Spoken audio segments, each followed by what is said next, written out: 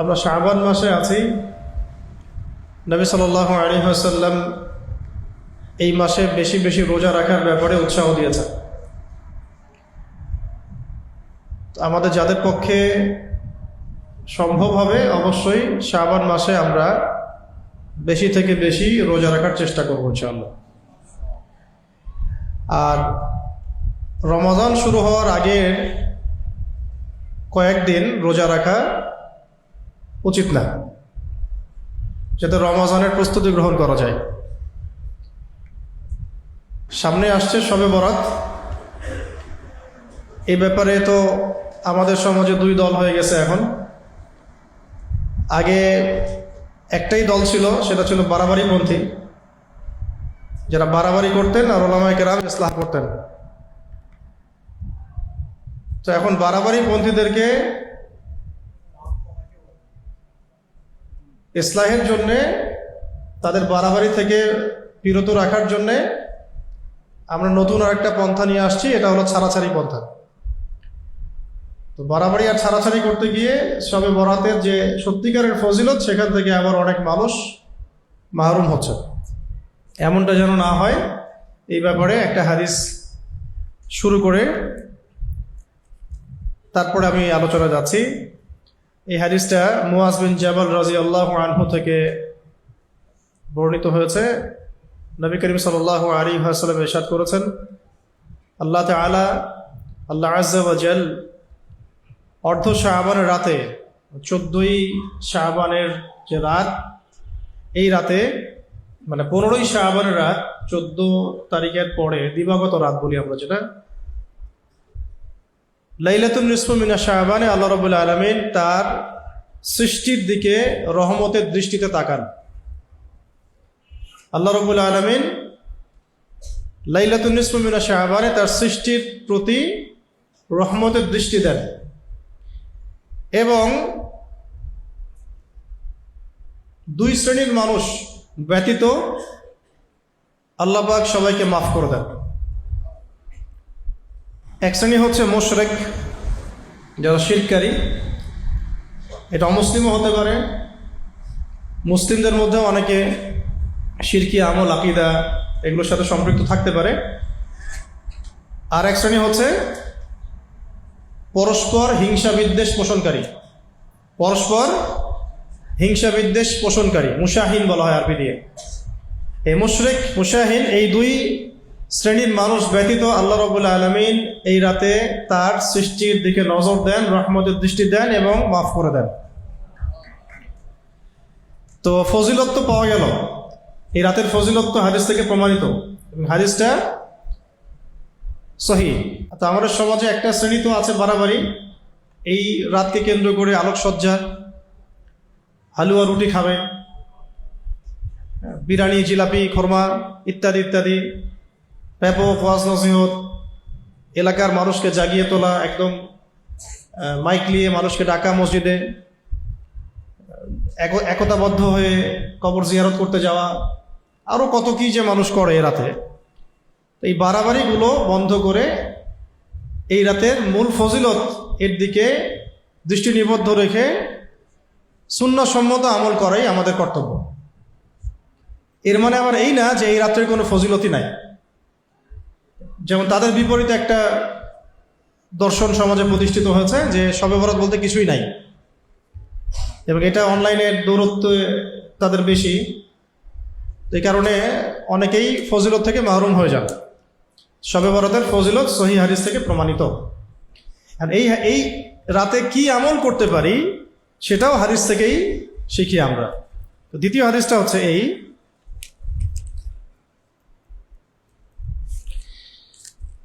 এই রাত্রে আমরা কি আমল করব, এই ব্যাপারে আয়েশা রাদিয়াল্লাহু আনহা বর্ণনা করেন যে, আয়েশা রাদিয়াল্লাহু আনহা বলেন যে একবার এক রাতে রাসূল সাল্লাল্লাহু আলাইহি ওয়াসাল্লাম নামাজে দাঁড়ালেন। নবী সাল্লাল্লাহু আলাইহি ওয়াসাল্লাম তো প্রতি রাতেই তাহাজ্জুদের নামাজ পড়তেন। যদি কোনোদিন তার তাহাজ্জুদ ছুটে যেত তাহলে পরের দিন দিনের বেলা তিনি সেটা আদায় করতেন। নবী সাল্লাল্লাহু আলাইহি ওয়াসাল্লামের উপরে এই নামাজটা কি ছিল? নফল ছিল? হ্যাঁ, নবী সাল্লাল্লাহু আলাইহি ওয়াসাল্লামের উপরে নামাজটা কিন্তু বাধ্যতামূলক, আমাদের জন্য না। নবী সাল্লাল্লাহু আলাইহি ওয়াসাল্লাম এর উপরে এই নামাজটা আল্লাহ পাকের পক্ষ থেকে গুরুত্বপূর্ণ একটা আদেশ ছিল। আমাদের জন্য নফল, গুরুত্বপূর্ণ নফল এবং ভালো ভালো পর্যায়ের সুন্নাহ, আল্লাহওয়ালাদের বৈশিষ্ট্য তাহাজ্জুদ পড়া। নবী সাল্লাল্লাহু আলাইহি ওয়াসাল্লাম তো প্রতি রাতেই পড়তেন। আয়েশা রাদিয়াল্লাহু আনহা বলছেন যে একবার আমি রাতের বেলা নবী সাল্লাল্লাহু আলাইহি ওয়াসাল্লামকে নামাজে দেখলাম এবং তিনি সিজদা করলেন, এত দীর্ঘ সিজদা করলেন যে আমার মনে হচ্ছিল যে তিনি হয়তো ইন্তেকাল করেছেন। এত লম্বা সিজদা করলেন যে আমার কাছে মনে হলো তিনি হয়তো ইন্তেকাল করেছেন। তখন আমি উঠে তার বৃদ্ধাঙ্গুলি নাড়া দিলাম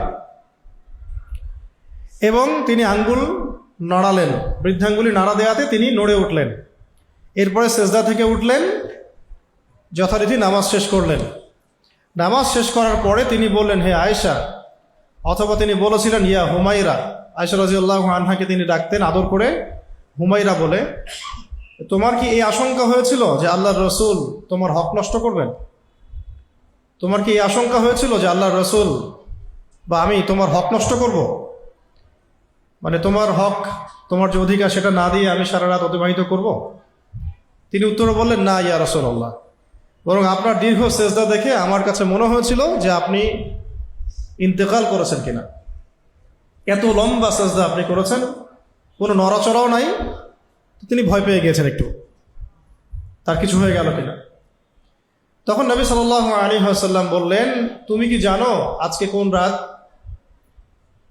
আমি বললাম, আল্লাহ এবং তার রাসূলই ভালো জানেন, আল্লাহ এবং তার রাসূলই ভালো জানেন। রাসূল সাল্লাল্লাহু আলাইহি ওয়াসাল্লাম ইরশাদ করলেন, এটা হলো অর্ধ শাবানের রাত, এটা হলো অর্ধ শাবানের রাত। আমরা আজকে 11 তারিখে প্রবেশ করেছি আর কি, এটা অর্ধ শাবান মানে 15ই শাবানের রাত। এরপরে নবী সাল্লাল্লাহু আলাইহি ওয়াসাল্লাম বলেন, আল্লাহ তাআলা অর্ধ শাবানের রাতে তার বান্দার প্রতি মনোযোগ দেন। আল্লাহ পাক অর্ধ শাবানের রাতে তার বান্দার প্রতি মনোযোগ দেন এবং ক্ষমা প্রার্থনাকারীদের ক্ষমা করে দেন। আল্লাহ তাআলা তার বান্দাদের প্রতি এই রাতে মনোযোগ দেন এবং ক্ষমা প্রার্থনাকারীদের ক্ষমা করে দেন এবং অনুগ্রহ প্রার্থীদেরকে অনুগ্রহ করেন। যারা আল্লাহ পাকের অনুগ্রহ চায় তাদেরকে আল্লাহ পাক অনুগ্রহ করেন, কিন্তু আপোষে হিংসা এবং বিদ্বেষ পোষণকারী মানুষদেরকে আল্লাহ আপন অবস্থায় ছেড়ে দেন। আগের হাদিসেও জানলাম 2 শ্রেণীর মানুষকে আল্লাহ পাক ক্ষমা করছেন না, বাকি সবাইকে আল্লাহ পাক ক্ষমা করে দেন। 2 শ্রেণী হচ্ছে, এক কি বলেন, মুশরিক। মুশরিক মানে কি? মুশরিক কাকে বলে? যারা শিরক করে। তৃতীয় শ্রেণী হলো মুশাহিন, মানে একে অপরে বিদ্বেষ পোষণকারী। তো গণতান্ত্রিক রাজনীতি করলে তো এই রাত্রে ক্ষমা পাওয়াটা একটু মুশকিল হবে। এই রাজনৈতিক পদ্ধতির তো মূল বিষয় হচ্ছে হিংসা বিদ্বেষ, পারস্পরিক বিদ্বেষ, হিংসা, নিন্দা, সমালোচনা। মুশকিল হয়ে গেল এখন। আর পশ্চিমা তন্ত্র মন্ত্র এগুলোকে যদি আল্লাহর বিধানের চেয়ে ভালো মনে করি, পশ্চিমাদের তন্ত্র মন্ত্র, আদর্শ, দর্শন, বিধান এগুলোকে যদি আল্লাহর বিধানের চেয়ে ভালো মনে করে কেউ, মানে নাউযুবিল্লাহ সমানও কেউ মনে করে, সেও তো শিরকের মধ্যে পড়ে গেল। শবে বরাতের মূল কাজ তো এটা, কি করব এই রাত্রে, তার চেয়ে বড় বিষয় হচ্ছে এই রাত্রে কি করব না, বা এই রাত্রে ক্ষমা পাওয়ার জন্যে কি করা যাবে না। শিরক করা যাবে না, হিংসা বিদ্বেষ পোষণ করা যাবে।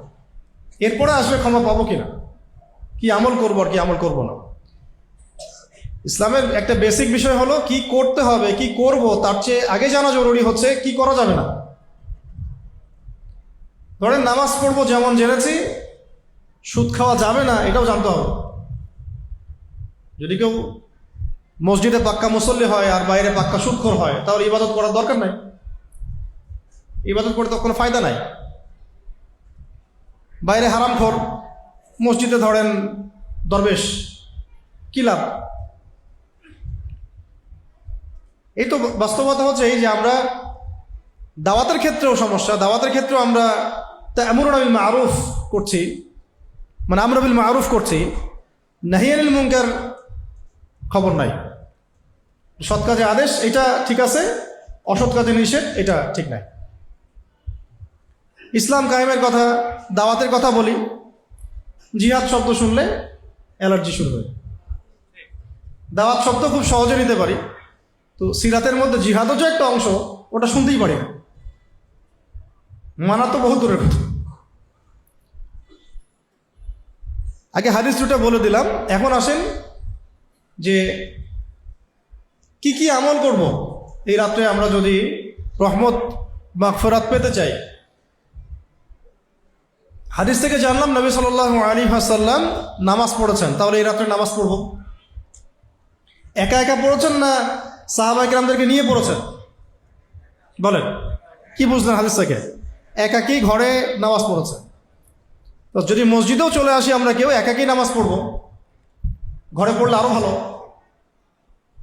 দীর্ঘ নামাজ পড়েছেন, লম্বা, তাহলে নামাজটা লম্বা করার চেষ্টা করব। লম্বা নামাজ আমাদের তো রাসূলের মতো হবে না, নিশ্চিত হবে না, কারণ আমরা সারা জীবন চেষ্টা করলেও নবী সাল্লাল্লাহু আলাইহি ওয়াসাল্লামের মতো 2 রাকাত নামাজ পড়তে পারবো না, আসলে এটা আমাদের পক্ষে সম্ভব না। এক রাত্রে তিনি কোরআন তেলাওয়াত শুরু করেছেন, পাশে সাহাবী নামাজে দাঁড়িয়েছেন আব্দুল্লাহ বিন আব্বাস রাদিয়াল্লাহু আনহু। তিনি বলছেন, আমার কাছে মনে হলো যে সম্ভবত সূরা বাকারা শেষ করে রাসূল সাল্লাল্লাহু আলাইহি ওয়াসাল্লাম রুকুতে যাবেন। সূরা বাকারা শেষ হয়ে গেল, রুকু করলেন না, সূরা আলে ইমরান শুরু করলেন। আমি ভাবলাম সূরা আলে ইমরান শেষ করে মনে হয় রুকু করবেন, সূরা আলে ইমরান শেষ হয়ে গেল, রুকু করলেন না। এবার সূরা নিসা শুরু করলেন, সূরা নিসা শুরু করলেন। এইভাবে 4.5 পারা কোরআন তেলাওয়াত করেছেন নবী সাল্লাল্লাহু আলাইহি ওয়াসাল্লাম এক রাকাতে। আমাদের ঝগড়া হচ্ছে রাকাত সংখ্যা কত, কারো এটা নিয়ে ঝগড়া নাই যে তারাবি হবে কত লম্বা, তারাবি তাহাজ্জুদ কত লম্বা হবে, কত সময়ব্যাপী হবে, এটা নিয়ে আমাদের কিন্তু কোনো মাথা ব্যথা খুব একটা দেখা যায় না, তর্কও দেখা যায় না। আসল কথা হচ্ছে আমরা এত লম্বা সালাত পড়তে পারবো না, তাই ওলামায়ে কেরাম, ফুকাহায়ে কেরাম, আমাদের আসলাফগণ, আকাবেরগণ বলেছেন 2 রাকাত করে যত বেশি পড়তে পারি, 2 করে যত বেশি সংখ্যক পড়া যায়, যতক্ষণ আমার নসিবে কুলায়, আল্লাহ পাকের পক্ষ থেকে তৌফিক নসিব হয়, ব্যাস। এবং আরও পেলাম যে নবী সাল্লাল্লাহু আলাইহি ওয়াসাল্লাম সিজদা লম্বা করেছেন। সিজদা লম্বা করার উদ্দেশ্য হচ্ছে এখানে তাসবিহ তাহলিল বেশি হয়েছে এবং সিজদাতে দোয়াও বেশি হয়েছে। একটা হাদিসে আছে সিজদাতে বান্দা আল্লাহর সবচেয়ে কাছে থাকে, সিজদারত অবস্থায় বান্দা আল্লাহ পাকের যত কাছে থাকে অন্য কোনো সময় এত কাছে থাকতে পারবে না। তাই তোমরা সিজদারত অবস্থায় বেশি বেশি দোয়া করো, বেশি বেশি দোয়া করো। তো আমরা তো 3 বার খালি সুবহান রাব্বিয়াল আলা বলতেই ধৈর্য কুলায় না। যদি ইমাম সাহেব ভুল করে এটা 3 বারের জায়গায় 7 বার পড়ে ফেলে বা 11 বার পড়ে ফেলে, তাহলে তো মুসল্লির বিরক্তিবোধ দেখা যায়, হ্যাঁ। অথচ সিজদায় যদি ইমাম সাহেব দোয়া করেন একটা দোয়া, এমনি বলেন আল্লাহুম্মা আতিনা ফিদ দুনিয়া হাসানা ওয়া ফিল আখিরাতি হাসানা ওয়া কিনা আযাবান নার, সব মুসল্লির জন্য দোয়া হয়ে গেল, ওইটুকু ধৈর্য হয় না। সিজদায় বেশি বেশি দোয়া করা উচিত, বুদ্ধিমানের কাজ এটা, সিজদায় দোয়া করা, ওখানে দোয়া কবুল হবেই ইনশাআল্লাহ। বিশ্বজাহানের প্রতিপালকের সামনে আপনি আপনার মাথা, এই মস্তকটা নত করেছেন। মানুষকে আল্লাহ পাক সবচেয়ে শ্রেষ্ঠ সৃষ্টি করেছেন না, সেই সৃষ্টি আল্লাহর সামনে মাথা নত করেছে, সবচেয়ে উঁচু অঙ্গটা জমিনে লাগিয়ে আল্লাহর কাছে বলছে সুবহান রাব্বিয়াল আ'লা, মহাপবিত্র আমার রব যিনি সুউচ্চ, মানে আমার রব সুউচ্চ মহান। এরপরে দোয়া করছে, দোয়া তো আল্লাহ পাক কখন কবুল করবেন, এই জন্য সিজদায় বেশি বেশি দোয়া করা উচিত। কোরআন এবং হাদিস থেকে সুন্দর সুন্দর মাসনুন যে কোনো দোয়া আপনি করতে পারেন। কোরআনের আয়াত তেলাওয়াত করা নিষেধ, আপনি সিজদায় তো দোয়া করে তেলাওয়াত করছেন না, দোয়ার অংশটুকু বলছেন, দোয়ার অংশটুকু। দোয়ার জন্যে হিসনুল মুসলিম একটা বই আছে, হিসনে হাসিন একটা বই আছে, মোনাজাতে মাকবুল একটা দোয়া আছে দোয়ার বই, তারপরে কিতাবুদ দোয়া একটা দোয়ার বই আছে। এই বইগুলো সবার বাসায় থাকা উচিত, কারণ 20 বছর পড়াশোনা করে 4টা কিতাব আপনাকে মুখস্থ করাবে না শিক্ষা ব্যবস্থা। 20 বছর পড়াশোনা করবেন, এই ছোট ছোট কয়েকটা কিতাবের নাম বললাম, কিতাবু দোয়া, হিসনুল মুসলিম, হিসনে হাসিন, মুনাজাতে মাকবুল, এরকম দোয়ার কিছু বইও আপনার সিলেবাসে নাই, মানে আমাদের সিলেবাসে নাই। সিরাত নাই, মানে নবী সাল্লাল্লাহু আলাইহি ওয়াসাল্লামের জীবনীটা নাই, পরিপূর্ণ জীবনী নাই, সিরাত নিয়ে গবেষণা, সিরাত নিয়ে ফ্যাকাল্টি, সিরাত নিয়ে কোনো আলাদা কোনো প্রতিষ্ঠান নাই। কোরআনের তাজবিদ, সহি শুদ্ধ করে কোরআন তেলাওয়াত করবে, এইটা প্রাইমারি স্কুলে নাই, হাই স্কুলে নাই, ইউনিভার্সিটিতে নাই। বিসিএস এর ভাইবা দিতে গেলে কোরআন তেলাওয়াত ধরা হবে না, রবীন্দ্রনাথ নজরুল সব ধরা হবে, হ্যাঁ, ভূগোল, ইতিহাস সব ধরা হবে, রাজনীতি, অর্থনীতি। আপনি সূরা ফাতিহা পড়তে পারেন কিনা এটা যাচাই করা হবে না। ভোটে দাঁড়াবে আমাদের অনেক মানুষ, যারা দাঁড়িয়েছে ওরা সূরা ফাতিহা পড়তে পারে কিনা কেউ দেখবে না, তারা ইমামতি করতে পারে কিনা কেউ যাচাই করবে না, ঠিক আছে? এবং যত নেতাই এসেছে এবং গিয়েছে, কেউ এই গার্ডস দেখাতে পারে নাই যে বাংলাদেশের 80% মানুষ মুসলিম বা 90% মানুষ মুসলিম, তো মুসলিম ছেলেমেয়েরা বাধ্যতামূলক স্কুলে কলেজে কোরআন শিখতে হবে, কোরআন শিক্ষা বাধ্যতামূলক, এই সাহস কোনো মুসলমান নেতা দেখাতে পারে নাই। একবার ডানে একজনের পিছনে ছুটছি, বামে আরেকজনের পিছনে, ওই তন্ত্রমন্ত্র একই আছে, মদের বোতল পরিবর্তন হচ্ছে, মদের জায়গায় মধু আর আসছে না, এই আর কিছু বলার নাই। হতাশ এই জায়গায় আমরা। এখন পর্যন্ত একজন মুসলিম নেতা এতটুকু বলতে পারলেন না যে মুসলিম দেশের শিক্ষা ব্যবস্থায় আমাদের বাচ্চাদের জন্য কোরআন শিক্ষা বাধ্যতামূলক, শিখতেই হবে তোমাকে। যদি আমাদের দেশের কোনো নেতা এই পদক্ষেপ নিতে পারতেন, আজকে দেখা যেত 2 কোটি 4 কোটি 5 কোটি মানুষ কোরআনে হাফেজ বা কোরআন পড়তে পারে, অন্তত পড়তে পারে। কিন্তু এখন আপনি প্রত্যেকটা এলাকায় আপনি তল্লাশি চালান, ছানবিন করেন, দেখবেন বেশিরভাগেরই তেলাওয়াত সহি না, বেশিরভাগেরই সহি না। যাদের সহি তারা স্কুলে শিখে নাই, কলেজে শিখে নাই, বিশ্ববিদ্যালয়ে শিখে নাই, শিখেছে কোনো মাদ্রাসায় বা কোনো মক্তবে বা হুজুরের কাছে। যে হুজুর এবং যে আলেমদের সম্পর্কে আবার আপনাদের মন্তব্য হচ্ছে তারা জাতির জন্য কিছুই করে নাই, এই তো বাস্তবতা, কিছুই করেনি তারা। মরলে কেন হুজুরের কাছে আসেন কেন জানাজা পড়তে? তখন তো ঠিকই আসে। জাতি গঠনে হুজুরদের কোনো ভূমিকা নাই, তো জাতিকে কোরআন শিখাইতে পেরেছেন আপনারা? হাদিস, রাসূলের সিরাত। আমি চ্যালেঞ্জ করতেছি, 25 বছর পড়াশোনা করেছে না, শুধু 25 জন সাহাবীর নাম বলতে বলেন, যারা হয় 25টা সূরার নাম বলতে বলেন, সূরা তেলাওয়াত করতে হবে না, শুধু 25টা সূরার নাম বলে দিবেন। সূরাতুল বাকারা, সূরা আল ইমরান, মাইদা, এইভাবে করে 25টার নাম বলে দেবেন। কোনো তাল্লুক রাখা হয়নি আমাদের দিনের পড়াশোনার সাথে। ভাগ্য ভালো এই ধরনের মাদ্রাসা, মসজিদ, মক্তব এগুলো আল্লাহ পাক তার কিছু মিসকিন বান্দাদের হাতে আবাদ করেছেন, না হলে দিনের যে নূর এটাকে বাংলার মাটি থেকে মিটিয়েই ফেলতো তারা। খুবই হতাশার কথা এগুলো আমাদের জন্য। এই যে অর্থনৈতিক সমস্যা, রাজনৈতিক সমস্যা, সামাজিক সংকট, শিক্ষা সংকট, এত কথা বলি না আমরা, মূল সমস্যার গোড়া হচ্ছে আমরা আমাদের জায়গা থেকে খেয়ানতকারী। আমরা দ্বীনের সাথে খেয়ানত করেছি, কোরআনের সাথে, সুন্নাহর সাথে এবং সিরাতের সাথে। এই কারণে এই সংকটগুলো আমাদের উপর জিল্লতি আল্লাহ পাক চাপিয়ে দিয়েছে। এই সংকটগুলো আমাদের উপর জিল্লতি, আমাদের হাতের কামাই, পাপের ফল। যহরাল ফাসাদু ফিল বাররি ওয়াল বাহরি বিমা কাসাবাত আইদিন নাস। জলে স্থলে যত বিপর্যয় ছড়িয়ে পড়েছে এগুলো মানুষের হাতের কামাই, আল্লাহ পাক বলেছে। তো আল্লাহ পাক আমাদের সবাইকে বোঝার তৌফিক দান করেন যে কোরআন, সুন্নাহ, সিরাত, হাদিস, আকীদা, ইসলাম এগুলো ছাড়া আমাদের অস্তিত্বই থাকবে না। পশ্চিমারা, সাম্রাজ্যবাদীরা, হ্যাঁ, আধিপত্যবাদীরা, জালেমরা আমাদের অস্তিত্বই রাখবে না যদি ইসলাম না থাকে। আর এই কথাগুলো তরুণদের বেশি করে বোঝা উচিত, কারণ আগামীর সমাজ আপনারা নেতৃত্ব দিবেন। এটা খুব ভালো যে আমাদের সমাজে একটা তরুণ প্রজন্ম এসেছে যারা জুলুমের সামনে মাথা নত করে না। এটা আমরা দেখছি। সত্যিকার অর্থে তাদেরকে যে সিরাতের দিকে কেউ গাইড করবে এইরকম কোনো নেতা আমরা দেখছি না। তাদের রক্ত, তাদের মেধা, শ্রম, ঘাম এগুলোকে পুঁজি করে শুধু ক্ষমতার পালাবদল হচ্ছে। তাদেরকে দ্বারা যে আল্লাহর জমিনে দিন কায়েম করিয়ে নিবে এরকম যোগ্য নেতৃত্ব আসছে না। না আসার পিছনে মূল কারণ আমরা নিজেরাই।